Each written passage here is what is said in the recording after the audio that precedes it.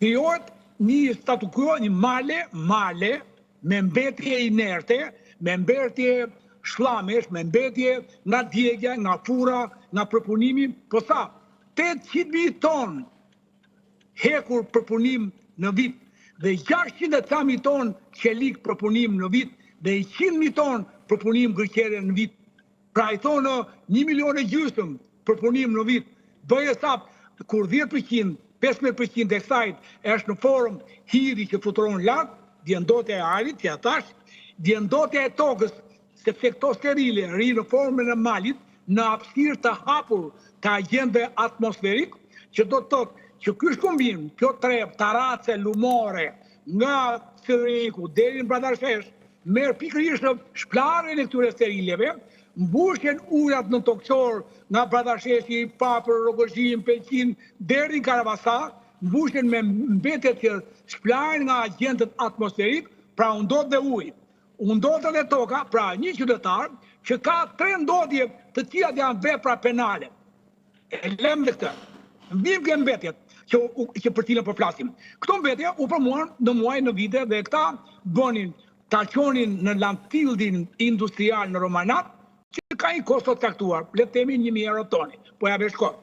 Edhe këta me siguri kanë bërë pazaret që në që të qojnë 1.000 euro, kur në qoftë uve jo 1.000 ton 1.000 euro, po vë 200 ton, në fakt vë 1.000 ton në atë anije, po e bëj dokumentat për 200 ton, ose për 500 ton, i fus 500 ton në xhep, ndërkohë që anija del me dokumenta falso, që të zhbluat tash nga prokuria e Durrësit, shkon në Trieste, nuk dihet çka ka marrë në Trieste, shkon në një rrugë ndërkombëtare deri në Tajland, nuk e pranon Tajlanda sepse jam i bindur që vetë atyre oksideve zinke plumb që Tajlanda mund të merrte një mineral caktuar duke e ricikluar dhe duke patur teknologji për nxjerr plumbin dhe zinkun, nuk e pranon se ka pas me siguri minerale të tjerë, metale të tjerë, mbetjet të tjera të rrezikshme.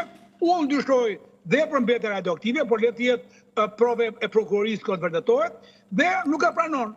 Betani, vazhdon dëmin. Mua nuk më intereson si qytetar që 30 veta mbrëm, ndërta edhe miqtë e mi, shokët e mi, ose kolegët e mi, të cilën edhe me dashje pa dashje nuk e di tani atje, po unë prandaj nuk kam qenë kur pjesë në shtet, po edhe kur jam privat, kur nuk kam vënë dorë me një pa drejt, kur, prandaj kam zërin bilbil si zoti prek aty. Dhe vin mbetjet, kur ne nuk mësuam dot si ekspert, si Basel, si Olaf, nuk mësuam dot çfarë përbërje ka mbet. Akoma sot nuk e dim çfarë përbërje është e rrezikshme kaq, po çfarë përbërje ka, çfarë dëmi ka, a duhet të ri gjoja pluri në një... Kush të ndalon, zoti Guri, që ti kemi këto dhëna? Ure, këta, o gazetari i madh, o i nderuar, o djali mirë, më dëgjoj me vëmendje, këta nuk lejuan, ministrja Kumbaro nuk lejoi Bazelin. Bazeli është qendra ndërkombëtare e botës e mbetjeve të rrezikshme. Këta nuk lejuan Bazelin vjet. Jo mua ti. Ata ti, ne kemi bërë letra ministres Kumbaro, edhe ajo nuk dënjon të kthejë përgjigje. Këta 5 vjet, se deri në kohën e Bent Klosit, 2021, ne menim një aktivitet, një bashkëpunim, një pyetje, gjoja na pyesni, gjoja përgjigjeshin, po nga 2021 sot, ne nuk marrim dot kur një përgjigje nga presidenti, nga kryeministri, nga ministrja, nga detyritë e detyrive. Nuk marrim kur një përgjigje. Harbutër, arrogant, vagabonda. Lejoj këto terma, sepse ku unë jam i qytetar i zakonshëm, më vjet pronën në Berat muaj, pronën e babait me hipotekare e tjera. Ma vjet pronën dhe më bën të torturohem unë, një person që kam nxjerr 20.000 studenta, i kam dhënë frym se si mos vjedhin shtetin, se si të jenë të drejtë me qytetarin, ma e bëjnë mua. Imagjinohet qytetar nga po viur, nga rjodhi, dokumenta falso, edhe e ndërton atje në rjodhe e tjera. Por ata ishte me dokumenta pronësie. Por vim ke mbetjet. To mbetjet tash, vin, nuk dim kush është, nuk dim çfarë janë, gjoja ka bërë analiza në Itali, edhe rinë ka 1 vit, rinë në kontenier, ndërkohë që duhet shkonim në landfillin e mbetjeve të Romanatit, që është landfill për mbetje të rrezikshme, po ka të ngjarë që të ketë ndonjë mbetje radioaktive, që ky landfill nuk i merr dot mbetjet radioaktive. Prandaj nuk dim gjë, nuk na thonë gjë, nuk përgjigjen, nuk bashkëpunojnë, nuk frymësojnë, nuk kanë frym tati.